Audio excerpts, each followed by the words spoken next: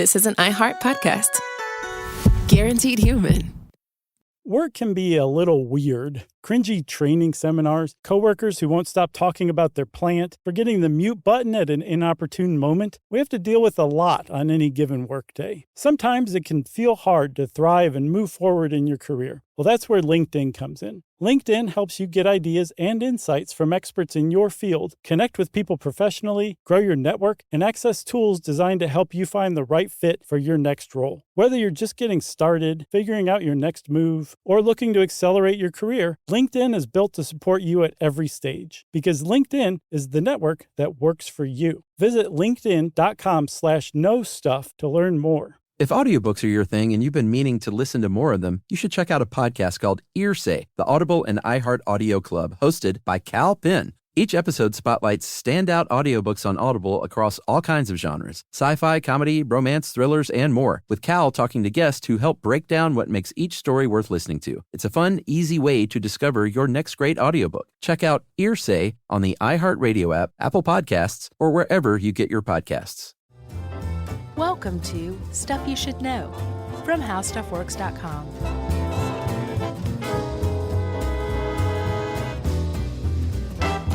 Hey, and welcome to the podcast. I'm Josh Clark, and there's Charles W. Chuck Bryant, and there's Casper the Ghost, our new producer. Say hi, Casper. Hi. Yeah, Jerry's on vacation. Guest producer Tristan came in and tapped the record button with his nose, as is per tradition. Yep. And then he left. So here we are again. That's the new tradition. People just come in and be like, yeah, here you go, see you. Boy, remember the old days when guest producers would clamor to get in here and witness the magic? I remember. I can remember. Now they draw lots and just go, all right, I guess I'll go hit record, then leave. I like to think it's because they're all overworked. That's why. And that it's not like, we're passé. No. Could be both, though, I guess. How you doing? I'm doing good, man. I'm excited about this one. It's nice to have something that doesn't, have that much weight to it. Yeah, I needed a little lighter break. And big thanks, by the way, to Denver, Colorado. Mm-hmm. Just came back from Denver for 2 sold-out shows. 2 great shows. Yeah, and it was a lot of fun. I had fun as well. It was a good show. I think that second one, for my money, is the one we should release as the version of that show. Which live shows have we released? I know Chicago was Pinto's?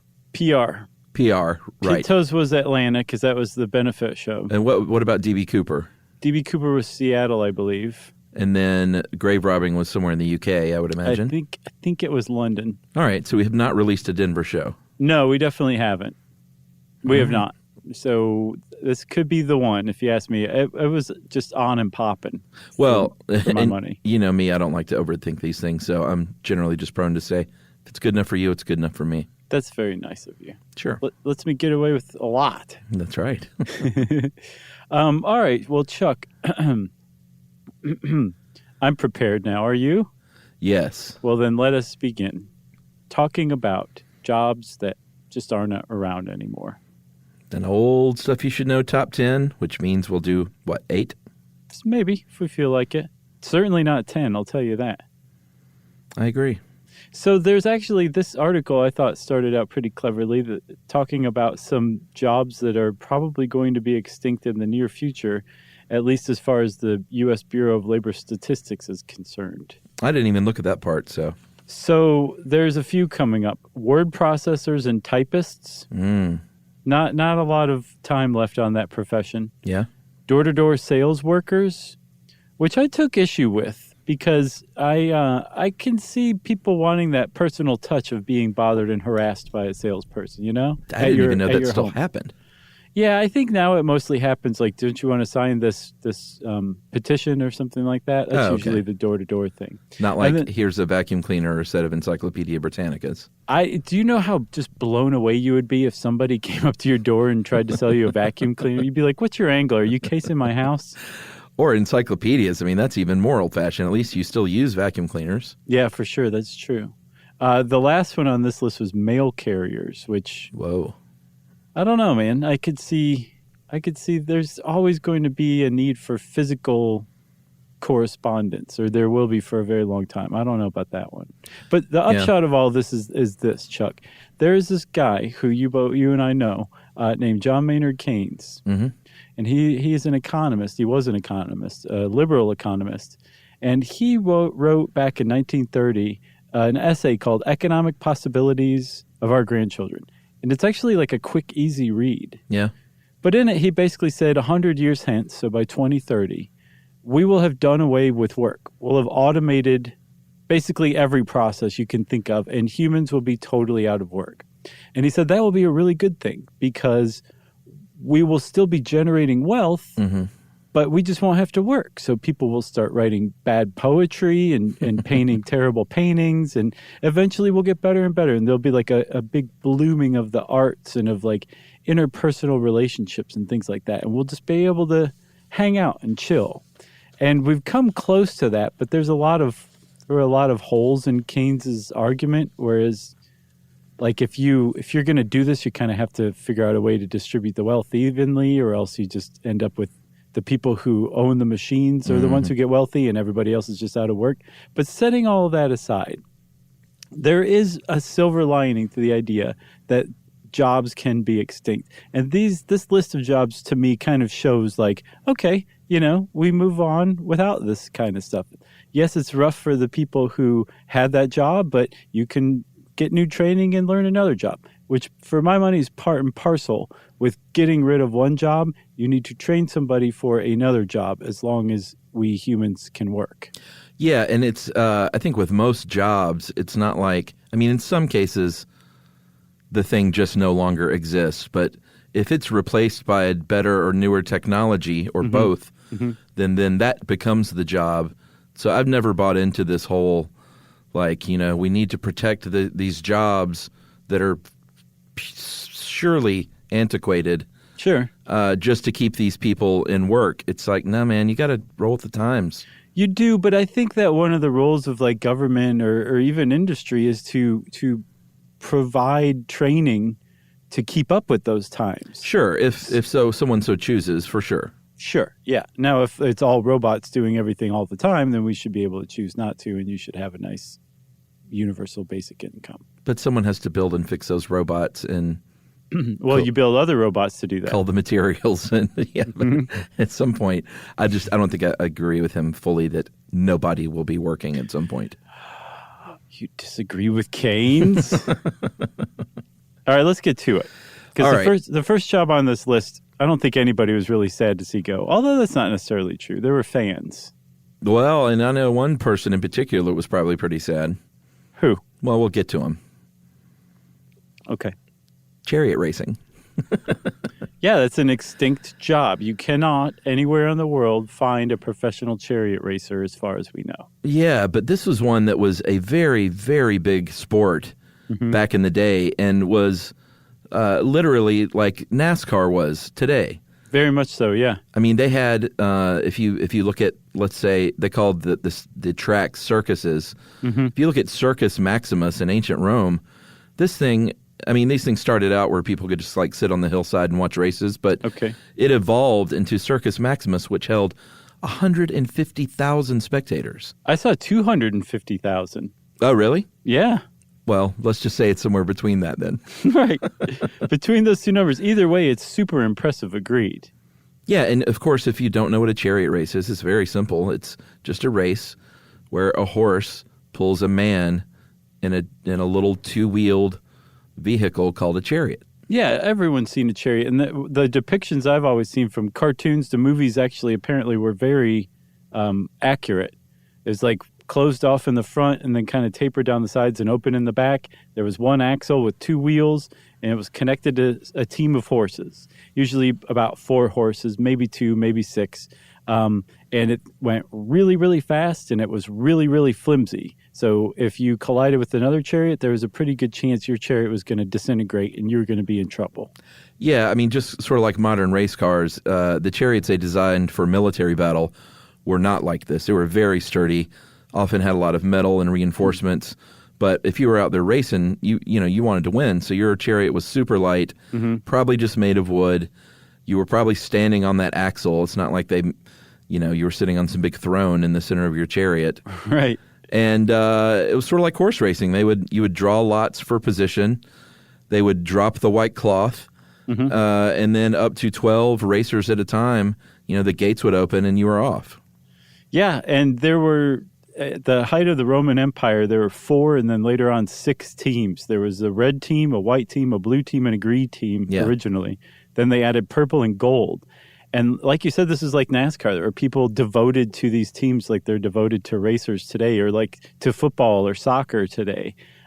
Just fanatics. There was a story that Pliny wrote of a guy who was a fan of the red team. And when one of the red team racers died, the fan threw himself onto his funeral pyre, killed himself out of grief. Wow. Which, that happens weekly in NASCAR. Oh, sure. Except they throw themselves on their turkey fryer. I don't know why I picked that. I think that's probably pretty accurate, man. I'll bet there's a lot of turkey fryers at Or maybe NASCAR. their barbecue pit. How about that? Sure. One of the two. So the dude I mentioned that was probably pretty sad to see it go, although he did finish his career. It's not like the sport went away. His name was Gaius Diocles. I haven't heard of this cat. He was someone who was likely one of the most rich people in ancient Rome. Wow. That was not a member of royalty or whatever. He raced from the 18 to the age of 42. Wow. Close to 4,300 races. And I was trying to find out some kind of ballpark conversion of their money compared to our money today. And most everyone with a brain on the internet said, no, don't even bother. Although some people were like, it's really just like a 1-to-1 ratio. So I don't buy that. But supposedly he amassed a wealth of 36 million, however you pronounce that, sesterces. I haven't seen that word before ever. That was their money. I don't know. SESTERCES. Yeah, I've never seen that. So, I mean, let's say it is a dollar, then about 36 million bucks, which made him one of the richest people. Yeah, it is impossible that the ratio or the conversion is $1 to like 1-to-1. I would think so, right? Yeah, that's totally impossible. Yeah, that was just some dummy on like answerthis.com or something. Yeah, I'm tired of thinking about this. Just say it's 1-to-1. I think it was from the website takeastabAtit.com. But that guy raced from 18 to 42, huh? 18 years old. And apparently he not only was super rich, but he kept a lot of records of his races. So he's one of the only people we can look back on and say, he raced this. I mean, he only won about a third of his races, too, it looked like. So, but even still, just surviving that many races is mind-boggling. Like, this is really dangerous, Like, if your chariot basically exploded, you had lashed the reins to your horses around your waist to stabilize yourself better, and you were still connected to your horses by your waist, and now they were dragging you possibly to death. So most racers carried a knife on them to cut themselves loose in case. And they weren't always quick enough with it. Yeah, and then you had to get your knife out while you're being drugged at however many miles an hour or whatever they used to distinguish speed. Plus, there was always like a bad guy villain, like in the Ben-Hur race, who was trying to like chop up your chariot and whip you. Yeah, I didn't see rules as far as that went. Is like, were they clean races, or was it you could stick a staff through somebody's wheel and flip them over? I did not see. I bet there was a range of activities. Yeah, that'd be my guess. Well, you want to take a break? Should we already? I mean, that chariot race took up a lot more time than I thought. This is going to be like a 3-hour episode. Yeah, let's take a break and we'll do what? 4 more? Yes. Then take another break? Sounds good. All right.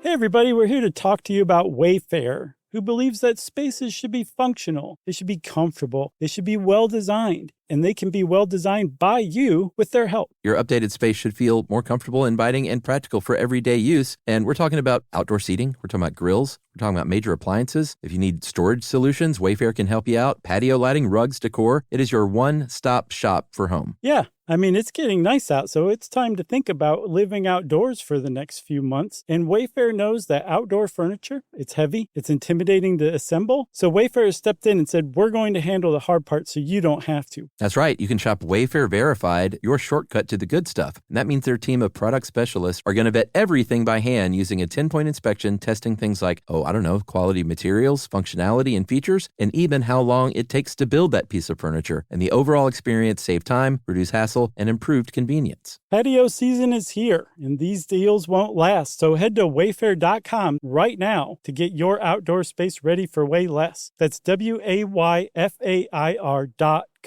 Wayfair, every style, every home. Hey, everybody. I want to talk to you a little bit about Tide Evo because it represents over 10 years of innovation and product development. Tide Evo is a first-of-its-kind technology where tens of thousands of minuscule fibers are spun together to form a 6 times powerful layer packed with scrubbers, brighteners, pre-treaters, and fresheners. And that's going to deliver a breakthrough clean that's so powerful, it feels like magic. Yeah, it is kind of like magic. Tide Evo is revolutionary. A 100% concentrated, waterless laundry tile that's made of compressed microfiber soap layers rather than liquid or powder. And it's not like pods or sheets because it uses 6 layers of detergent fibers to deliver superior cold water cleaning without plastic packaging of any kind. And it provides a mess-free, lightweight solution that dissolves lickety-split. So whenever you run into a laundry challenge, turn to Tide Evo. It's revolutionary. It's magic. Try new Tide Evo. Real laundry magic.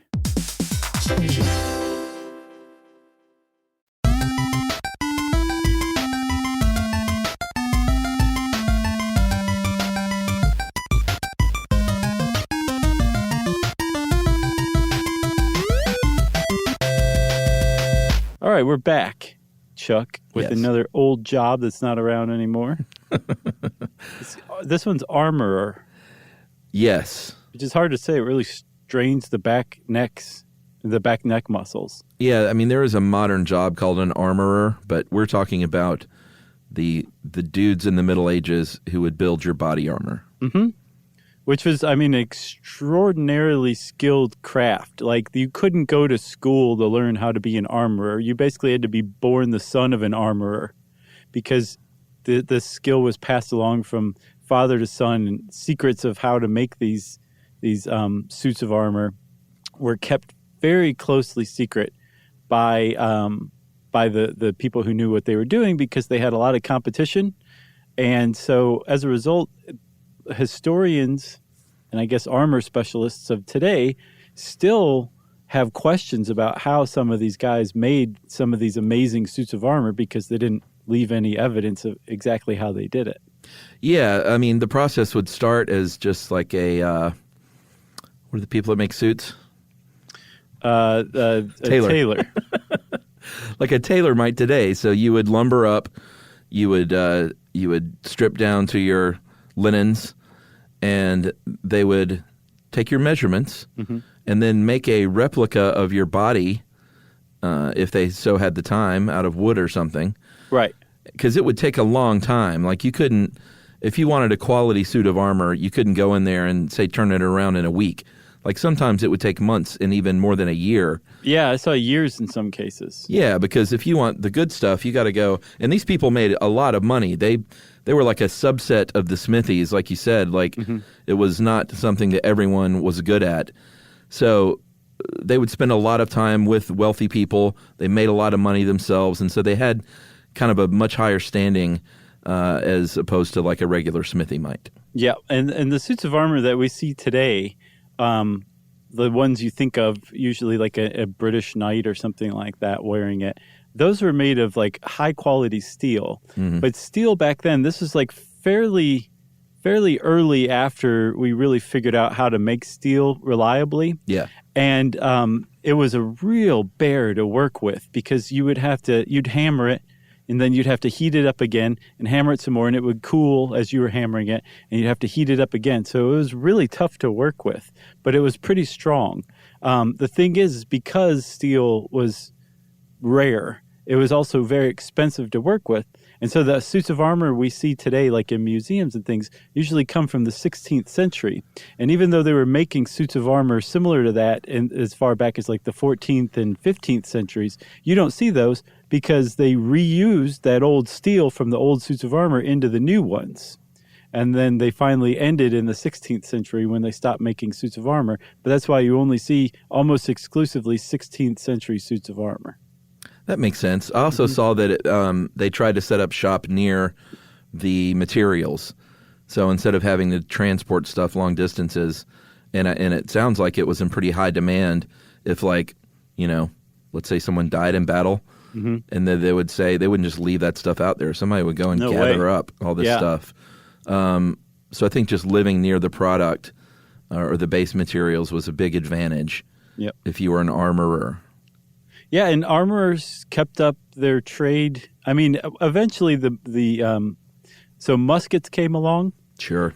Goodbye armor. Well, at first it made armor even better. It like pushed the development of armor plating along even further, but then it outpaced the musket development, outpaced armor development, and then there was no reason to have armor any longer because you could just shoot right through it. Yeah. But up to that point, the armor plating got better, but then people stopped wearing as much of it until you basically had a chest plate and a back plate.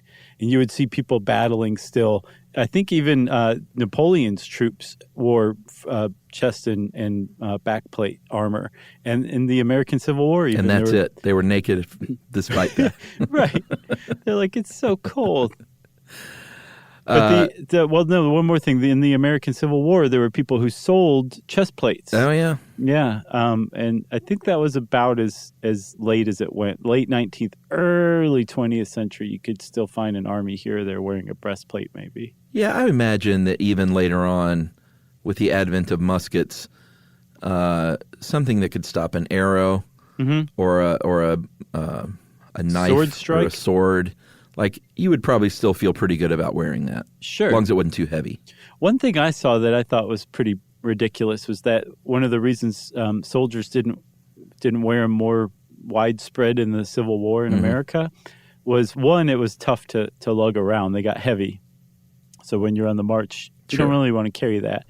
But then secondly, like, they would be chided as cowards by their fellow soldiers, which is like, are you a coward just for taking an extra step of protection, an extra measure of protection when you're out there on the battlefield? I'm wondering if I'm missing something. I don't know. I mean, maybe back then it was just getting to that time where they were like, oh, Sally backplate over there. Right. He doesn't want to take an arrow to the back. Or if you were richy rich because you could afford a breastplate and everybody else couldn't, so they just kind of peer pressured you into dying along with them. Maybe. Peer pressure you into dying. Yeah. So really it's the worst peer pressure of all. It's pretty bad. You don't want to succumb to that peer pressure. So in this case, the armorer, and we didn't say in the last one, the chariot racers went away with the fall of the Roman Empire. This job, armorer, went away basically when muskets became capable of piercing steel. Yeah, and after that, like I said, it may help with the odd arrow or knife thrust. Yeah. But maybe a throwing star. The famous throwing stars of the Civil War. Shall we move on? Yeah, man, moving along. We're going to stick around in the Middle Ages and just kind of head on over to the court jester.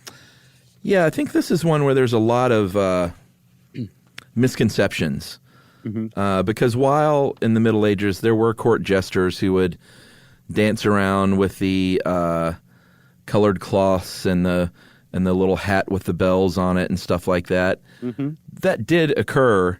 But from what I gathered, the general court jester didn't really wear that often. No, and I think one of the other misconceptions, too, is that they were kind of lunkheads or dummies or just simpletons, who knows, however you want to put it, when actually they were extraordinarily astute, usually among the highest educated people in any given country, certainly in a court, and that they were less fools and more satirists. Yeah, all right. So let's break this down. There were a few different types. The type you're talking about is the the legit court jester who would generally perform at the behest of the court. Right. And those are the ones that were sometimes some of the only people who could speak ill of the king or queen as a satirist, but you still would run a risk, if you took it too far. Imagine there was more than one court jester who found their head on a stake at some point. For sure. Actually, I think the last one known to have lived, Dickie Pierce, who was the fool to the Earl of Suffolk, fell to his death from a pulpit, and they think the official line is that he slipped, but somebody thinks that he may have actually been pushed by somebody who didn't like his little shove, his shtick. Yeah. So it says in this one article I found that 3 types of fool emerged, and that one was the official court jester. A lot of times they would just wear normal clothes rather than that little outfit that we all know as the court jester. But then there were definitely noble families and wealthy people who would adopt men and women who had mental illness or some sort of physical deformity. And they were a little more, they called them innocent fools, and they weren't paid. They were just kept around almost like amusing pets. Like Wild Peter from the Feral episode. Yeah. The Feral Children episode. Yeah, and they would get like food and clothes and lodging and stuff like that. Which I think was saying quite a bit at Sure. this time. Yeah, because that had value. Right. Yeah. And And then they said the third class were people members of the fool societies that were big in France. And I think these were more of like what we would consider now like a Ren Fair performer. Right. Yeah, exactly. And they would definitely wear those outfits and really play it up. Right.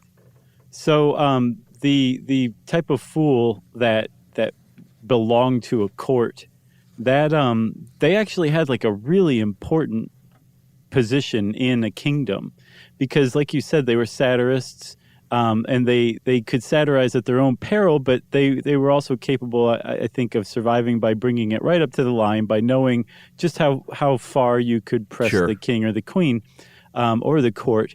But in doing this, you provided a service to your fellow countrymen in that you could keep the king from getting bored and maybe going off to war inadvisably, or coming up with some terrible new laws. Or if there were some terrible new laws, the jester was in a position to make fun of them satirically and maybe make the king rethink these policies to help out your fellow people. So it was a very important position, because you were basically the only person in the entire court who had the ability to speak freely. And again, it was at your own peril to an extent, but for the most part, it was accepted that you could poke fun at the king and the court and policy and the state of affairs. I imagine it was a bit of a nerve-wracking job. Sure. You would also do other things sometimes. You would have other jobs like keeper of the hounds. Sometimes they would buy the livestock for the family. And then during times of war, they would actually function almost as like a USO might.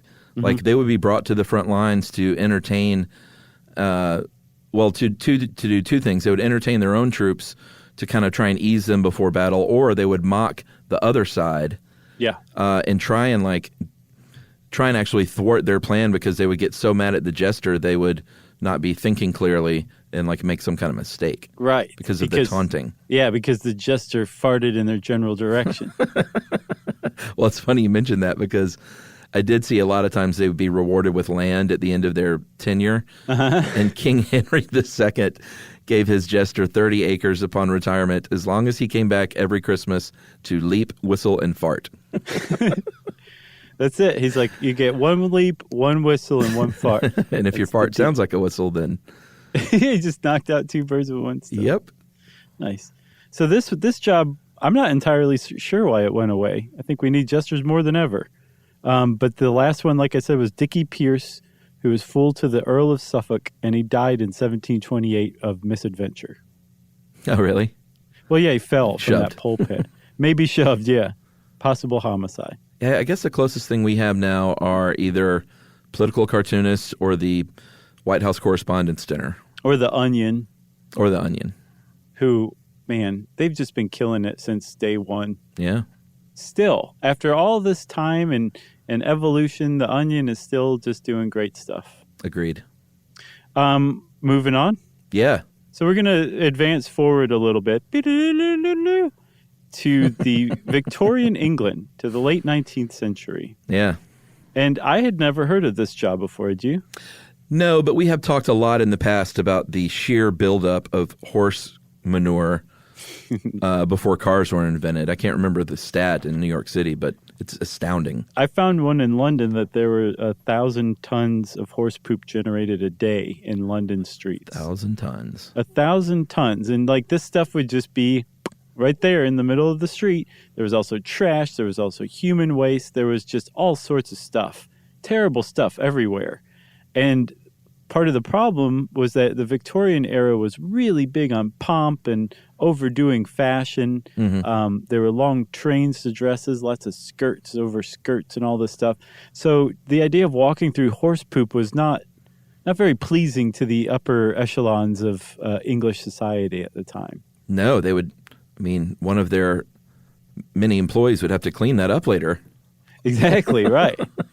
But apparently they were very big with appearances, so they didn't want to even go a second with getting like any horse poop or any trash or anything on them. So thus evolved a job from this era called crossing sweepers. Yeah, and I saw a lot of different reactions to this from various historical websites that I went to. Mm-hmm. Some people saw this as a pretty valuable job, mm-hmm. And then most people I saw found it a bit of an annoyance in that it was, if you had any skill or were physically able, you would not be a crossing sweeper. It was what they called a last chance job. Sure. I saw both. I saw a combination of those. I read an article by a woman named Jerry Walton, who I think kind of did pretty good historical research on it. And she seemed to come up with the idea that you're right on both counts. Okay. There were some people who dedicated themselves to this. They were regular crossing sweepers, and they had like posts. Like they had a corner. That was their corner. Right. And over time, they became kind of a fixture of the neighborhood, maybe the eyes and ears of the neighborhood. I read of one crossing sweeper who actually helped apprehend a murderer by going to the cops and telling them what he saw. Oh, sure. But I also saw that this was basically the last stop before beggar, but much more respectable than just being an outright beggar. At least you were providing a service. You could also very easily become a nuisance, though, too, if you held your hand out afterward or pestered people who were just trying to cross the street. Yeah, they liken it in this article maybe a little insensitively to people who will clean your windshield at a stoplight today. Uh-huh. But again, even with that have seen a range of window cleaning services mm-hmm. that range from like, nice work, here's a good tip, to like, let me spit on your windshield and rub it with my sleeve. Yeah. And I think it was kind of probably similar back then. Right. Sometimes there were little kids who would do it, or super old people, or you might be disabled and that is your last chance to make money. Mm-hmm. And people, like you said, had one of two attitudes. Either you're doing it right and this is a good service, or this is sort of a glorified begging. Yeah. And I saw that for the most part it was kids. The proclaimed king of the crossing sweeps was 11 years old, an 11-year-old boy, and that they would also add some acrobatics in on the side to really drive home just how great what they were doing was. What? Like what? Like little flips and like probably what we would call a parkour here or there today. Something like that. But they're, just little nimble like kids who were able to just hop around and do some quick acrobatics and then probably hold their cap out and say, thanks, have a good day. Wow. What a time. Yeah. So one thing, though, that was good about this is that it's something that anybody could start as a business and take seriously with just the investment of a broom. That's all you needed. Right. Low barrier to entry is what they call that. Exactly, right.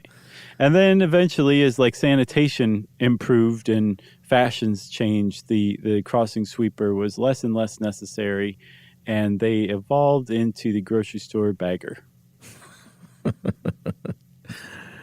You were planning that one way in advance, huh? It just rolled off of my tongue. Did it? Yeah. All right. Good job. And as I was saying, I was like, man, this is going to offend the baggers, and I don't mean it like that. No, that's all right. All right. That's a valuable job.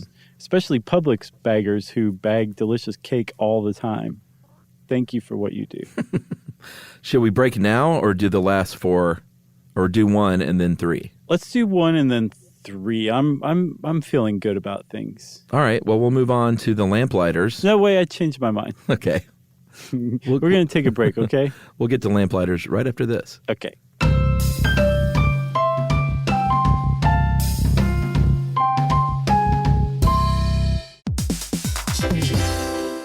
Hey, everybody. I want to talk to you a little bit about Tide Evo because it represents over 10 years of innovation and product development. Tide Evo is a first-of-its-kind technology where tens of thousands of minuscule fibers are spun together to form a 6 times powerful layer packed with scrubbers, brighteners, pre-treaters, and fresheners. And that's going to deliver a breakthrough clean that's so powerful, it feels like magic. Yeah, it is kind of like magic. Tide Evo is revolutionary. A 100% concentrated, waterless laundry tile that's made of compressed microfiber soap layers rather than liquid or powder. And it's not like pods or sheets because it uses 6 layers of detergent fibers to deliver superior cold water cleaning without plastic packaging of any kind. And it provides a mess-free, lightweight solution that dissolves lickety-split. So whenever you run into a laundry challenge, turn to Tide Evo. It's revolutionary. It's magic. Try new Tide Evo. Real laundry magic. Introducing the all-new Mazda CX-5, featuring more connection, Hey Google, where's the nearest Pilates class? safety that has your back, more discovery on the scenic routes, more passion in the details, and more control in changing weather. The all-new Mazda CX-5. More to move every side of you. See it in 5 films at MazdaUSA.com/5sides. Google is a trademark of Google LLC. Sequences shortened and simulated.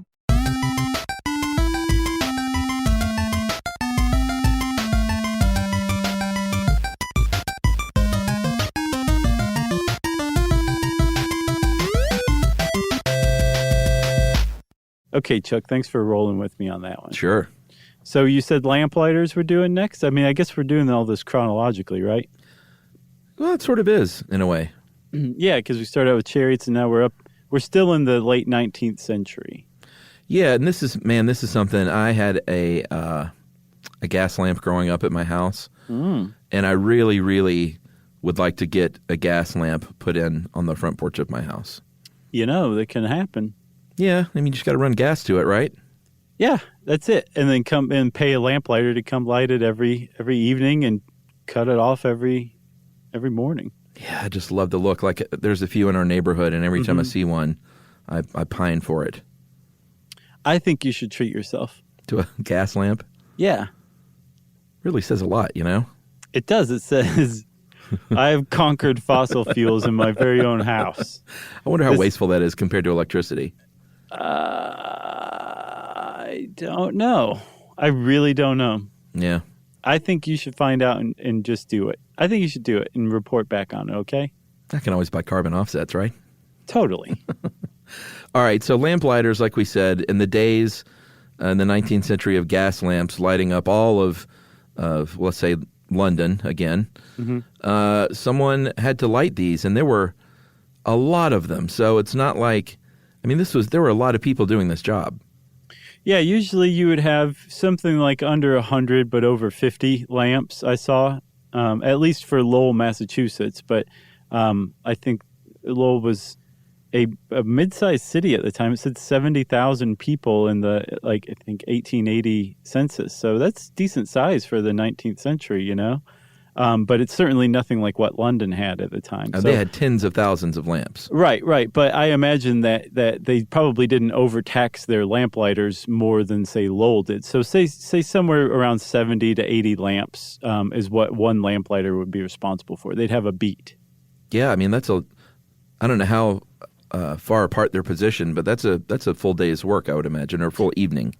Well, yeah, it lasted for a while, and I didn't get the impression of what you do in between, but you would wait around until dusk came, and then you would start your route and start lighting the lamps.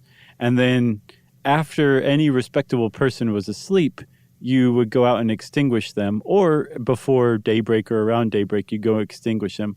And then you would eat your breakfast, and then you'd set about repairing the lamps, refilling them as need be, and like getting it rid of any soot and smudge. And maybe if a lamp got knocked over, you'd have to set it back up again. So it sounded like it was, there's a decent amount of work to it, but supposedly it was a very safe job from what I've read.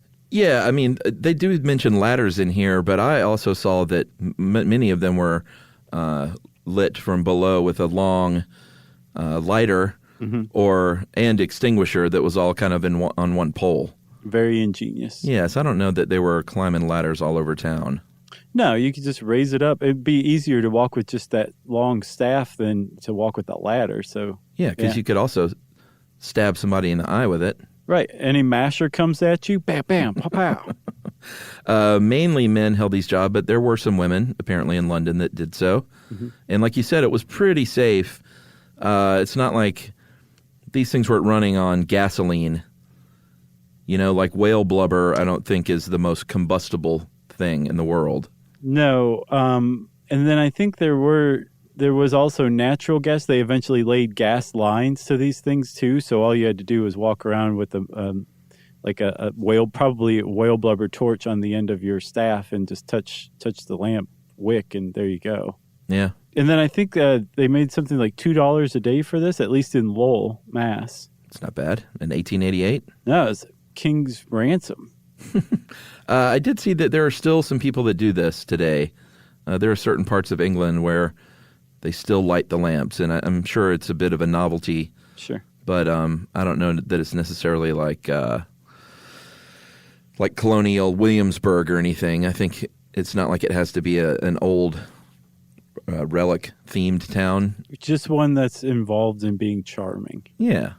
Yeah. Lamplighter. And if you see a lamplighter, give them a little how do you do. Yeah. Doff your cap. Yeah. So it's not extinct. It really doesn't belong on this list at all.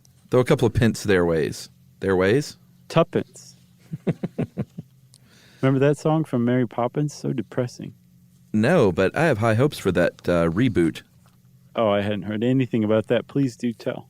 Well, there's a new movie coming out. They're redoing Mary Poppins, and Emily Blunt is Mary Poppins, which I think is fine casting. For sure. And I think, what's his name? Lin-Manuel Miranda himself is in the, I was about to say the Dick Cavett part, but that wasn't Dick Cavett. Dick Van Dyke. Dick Van Dyke. The chimney sweep. Yeah, Dick Cavett. That would have been a much different role. Yeah. Tell me, Mary. Tell me about your life. Shall we move on to ice cutting? Yeah, this one I love. It's fascinating. My grandmother Bryant said icebox.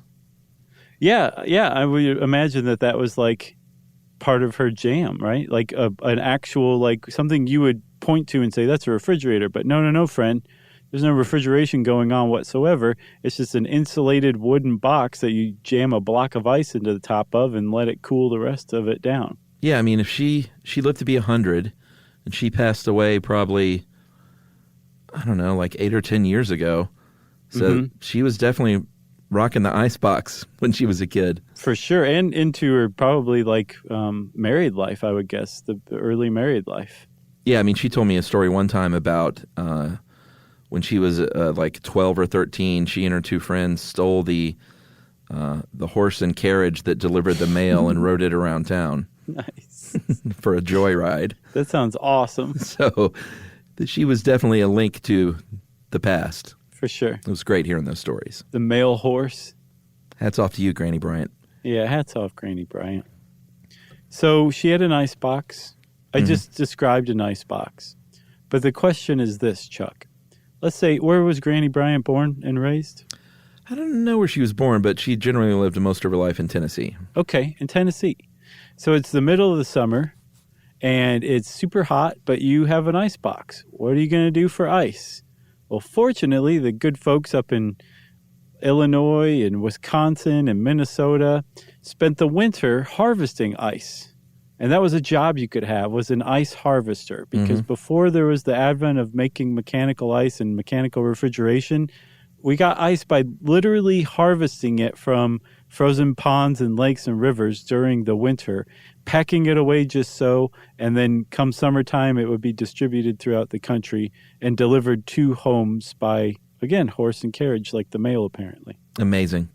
So here's how it would work. You would sometimes they could use a pond, but generally very slow-moving water was best. Because it formed really good, clear ice. I saw something about ponds weren't great because the ice could become kind of stagnant and not super great. This is gross. Yeah, so maybe a very slow-moving river would be great. And the first thing that you want to do is probably use a horse-drawn plow because you don't want that thing packed up with snow on top of it. No, because the snow actually keeps the ice from freezing as well, because you want cold wind on it, not cold snow, right? Right. So you got the horse keeping the snow clear. That's step one. Yeah, and they would call these ice farms. Mm-hmm. And like you would have an ice farm, like if somebody came and tried to poach your ice, you had a legal dispute going on. Like this is a big deal. And during the summer, it was just like a river or an aerated pond or something like that. But come wintertime, it became like big business. You'd have whole crews and operations going on, right? Oh, yeah. So you've got the horses clearing the snow, and every once in a while a horse would fall through the ice. Yeah, that's so sad. It is sad, and you would think, well, so long, horse. But apparently somebody figured out that you could strap a rope around a horse's neck, and it would be struggling under the water, and if you pulled the neck tight, I guess you kind of cut off its air enough to get it to quit struggling. It sounds awful. It does. And then other horses would pull that horse out of the water and giving it a fighting chance to survive. So that was a big hazard, not just for horses, but for the people working there, too. Yeah, they would wear special horseshoes that would prevent them from slipping and breaking through as much as possible. Mm-hmm. But, I would imagine a horse-drawn plow on ice is just an accident waiting to happen. I remember growing up in Toledo, we were allowed to ice skate on some of the ponds on the golf course, like across the street from us. Uh-huh. And but not until Dad went out with his work boots on and stomped around the pond to make sure that it didn't crack. And it was like, that was really great that he was doing that for us, but it was also not the best technique you could think of. No. Although it's the only technique I can think of, really. But hats off to Dad, too, for stomping on the pond ice for us to make sure we didn't fall through. So your dad would do that? Oh, yeah, every winter. Sometimes a couple of times a winter, depending on whether the ice had started to thaw or not. Yeah, I've seen too many movies. That just scares me. Yeah. You know? Yeah, I guess you don't really think much about your mortality as a youngster, you know? No. You're kind of invincible. So, all right. So they're clearing the snow. It gets super frozen when there's no snow. Mm-hmm. Like really frozen. And then you would come in and score the ice, because just cutting it is too tough by that point. So you score it by cutting into it, I guess, a few inches and getting it going. Depending on your operation, depended on the kind of size of an ice block you want. But they said in our article maybe 2 feet by 6 feet was pretty standard. And then you would cut it all the way through with another horse-drawn device. Mm-hmm. A horse-drawn saw? I think almost all the way through, and then humans would saw it the rest of the way. And then you've got like a floating 2 foot by 6 foot by however thick the ice was chunk of ice, right? Yeah. And that's heavy. That's a very heavy thing. So you would kind of push it with sticks through a channel that you had to carve out to the shoreline. And then you had to figure out a way to raise it out of the water onto like a cart or something like that, and then take it to the ice house, which was probably a cement, like cinder block building that you would pack with sawdust so that this ice wouldn't melt onto one another or melt at all during the summer, and then just wait for summer to come and then bam, start charging people money. Yep, and this was a job through like the 1930s until, refrigeration became a thing. Mm-hmm. And then people like my grandmother, they couldn't stop saying icebox or tinfoil. Yeah, tinfoil. I hadn't thought about that. I mean, I still say tinfoil sometimes. Sure.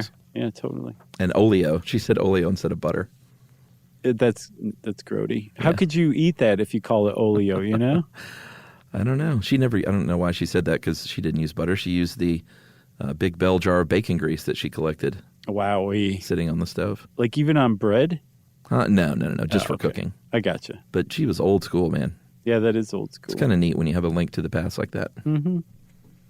One more thing about ice cutting. One of the best Three Stooges ever was called An Ache in Every Steak, and they were ice delivery men. I think I remember that. Yeah, they had a lot of trouble with it, as you can expect.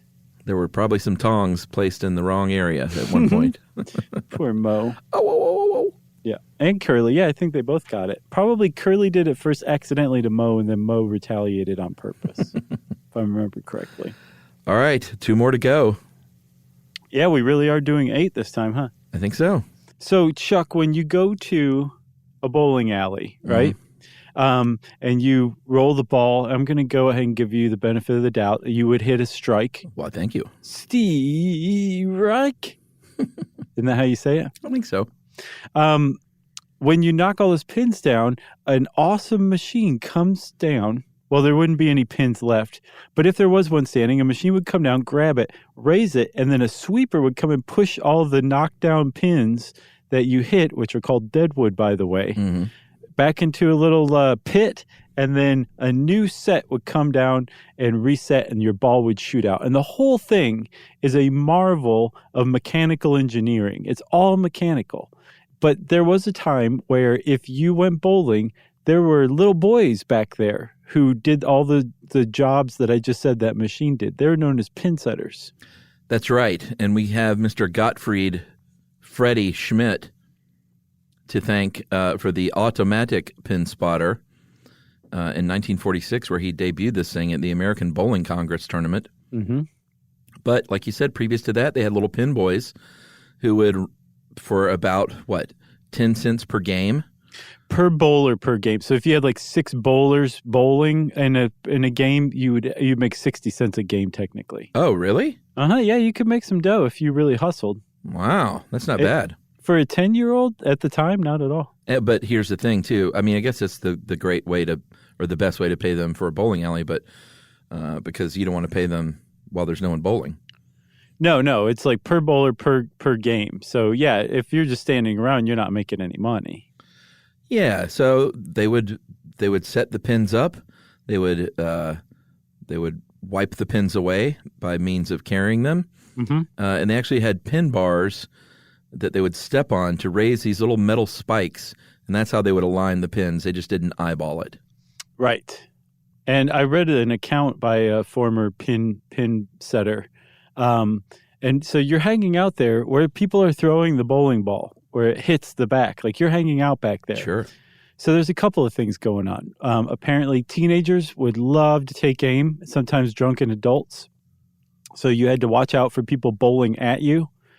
Pins sometimes would get knocked to the back and hit you in the shin or the head or something like that. But this account that I read was this kid was saying like there was no better way to like secretly enter the world of adults than to be a pin setter. Because adults would go bowl and get drunk, and you were in the back basically invisible, but you're hearing everything, you're seeing everything. You could hear something from way down there? Yeah, from way back there, from what this guy said. At the very least, you could watch their physical behavior or whatever. But yeah, he said he learned quite a bit about human nature by being a pin setter. Yeah, I guess the equivalent of trying to throw your ball at the pin setter is when you go to a golf driving range. Precisely. Dude comes out in the 65 Volkswagen Beetle with a ball trough on the front of it, and everybody on that driving range tries to hit that car. Yeah, in unison. Yeah, it's just I think one of the things you do. I haven't been to a driving range in forever, but when that car comes out, there's one objective. Yep.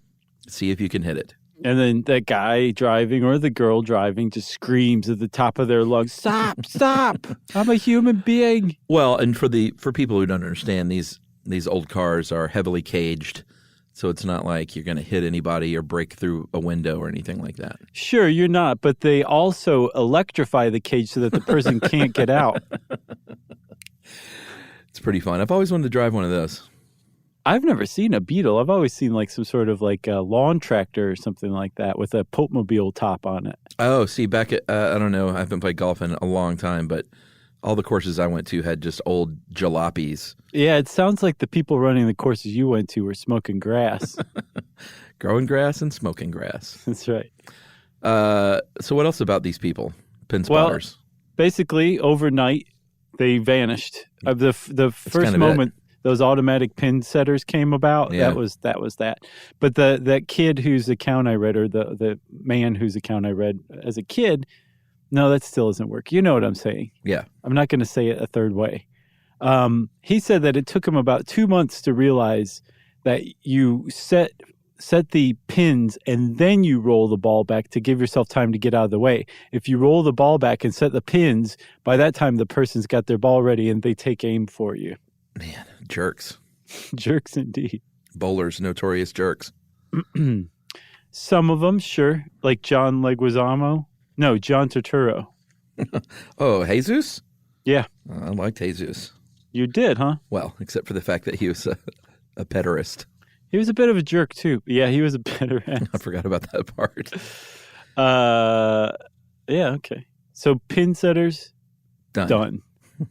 The last one, this is my favorite of all time. Yeah. Party line operator. Not to be confused with the party line operators from the party lines of the 80s and 90s. These are the much more innocent party lines of the early 20th century. Yeah, so here's how telephoning used to work back in the old days. If you lived out in the sticks, and imagine even in certain city blocks, but if you lived out in the rural areas, you would have a shared telephone line between sometimes 10 or 20 houses, and you would have your own special ring that you would be able to recognize. And when someone calls, all 20 houses, the phone rings, and you have to know your ring to answer. Or you're going to pick up and be listening to your neighbor's conversation, which also happened a lot. Yeah, apparently it was called rubbering. Yeah. I have no idea why, but that's what you were doing. You were eavesdropping on your neighbor. Yeah, and it's called a party line. Yeah, and so the party line, they had party lines because this is at a time when running telephone line and operating it and maintaining it was very, very expensive because it was early in the telephone's infancy, right? Sure. So you, rural Nebraskan, should just thank your lucky stars that you even have a telephone. Don't try to get all fancy and ask for just your own line. That would come later. Yes. But when you had this party line, you could ring your own neighbor on the same party line if you knew their ring. Like when you look at the old telephones where you have the receiver that you hold up to your ear and you speak into the mouthpiece, you see people crank it sometimes. What they're doing is they're actually turning a magnet inside a spool of copper coil, so that, and they're turning it in a way that it's mimicking the ring of the family on their party line they're trying to reach. So if the family's ring is a long, short, long, they're like ring, ring, ring. That's how they're spinning the magnet. Creates a current which translates into the ring on all of the other phones in the party line. So you could call people yourself, but if you wanted to call outside of your party line, you had to dial the operator. Yes, which was a long ring, and you would call Central, what they called Central, which is where the switchboard was. And they were, someone was there 24 hours a day. Yeah, lived there. Yeah, and like in their little apartment that they would have set up for them. And if you needed an emergency, it was generally agreed upon that the longest ring possible was an emergency. So if you're on a party line of like, let's say 15 houses and there's a tornado coming through, you're the first one to see it, you would do a long, long, long, long ring. And everybody on that party line would either just know that's a warning or they would know to pick up. Right. Everyone could pick up the phone at once. And Elmer could say, "We got a tornado coming." And then it was like the origins of 911. Pretty much, yeah. Yeah, it was a good way to communicate quickly with your neighbors. It was a lifesaver. Yeah.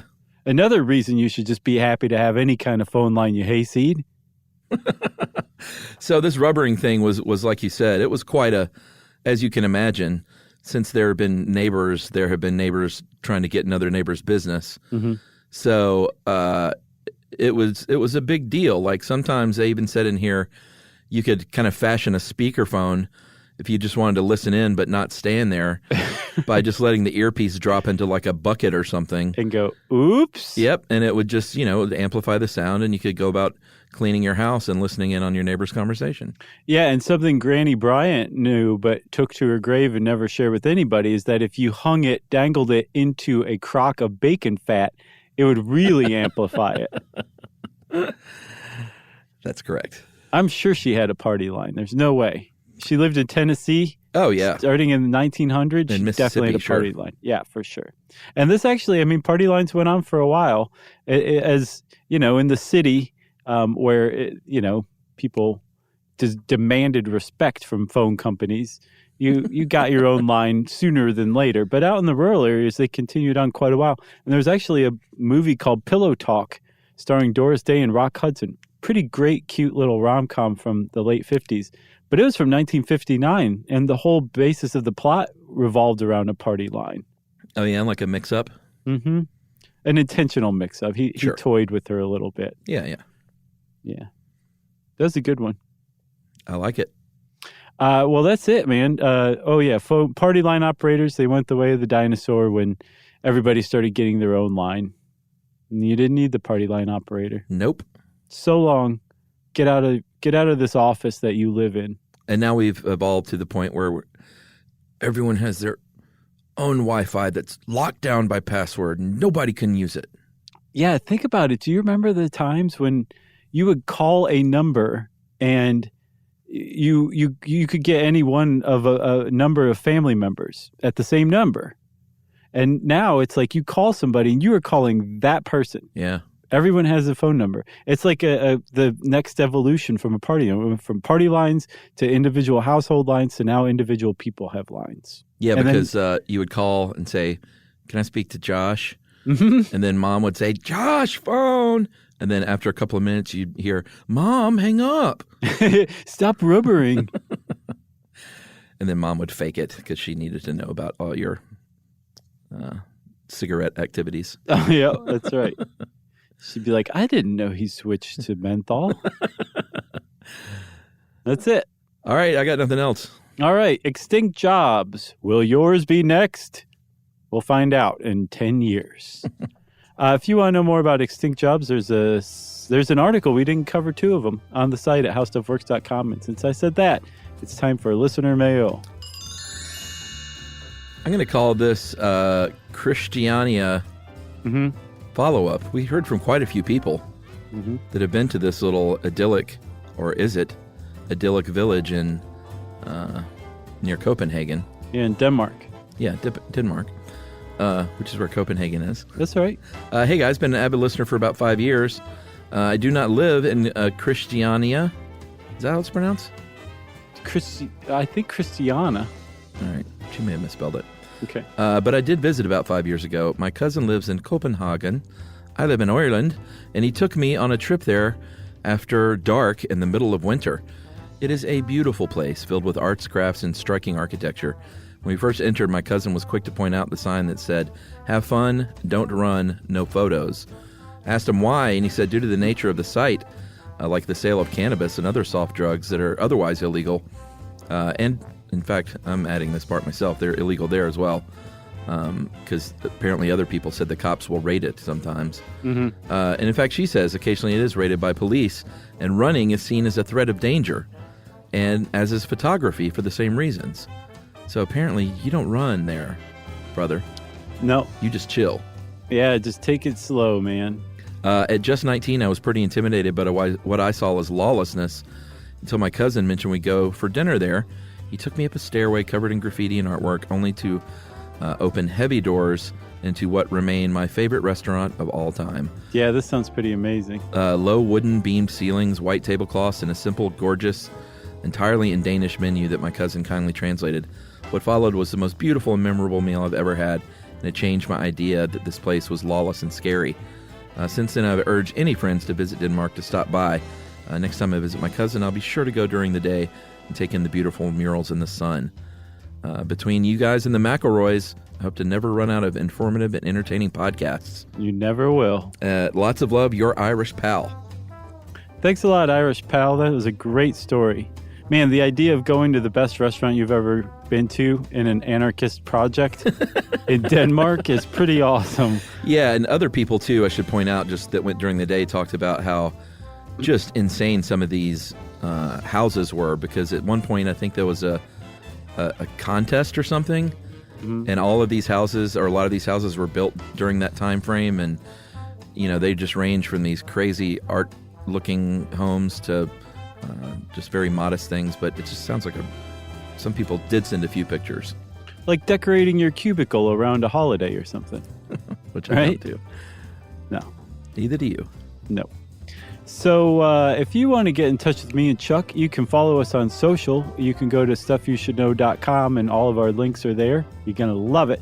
And you can also send us an email, right, Chuck? That's right. Send it to stuffpodcast@howstuffworks.com. For more on this and thousands of other topics, visit howstuffworks.com.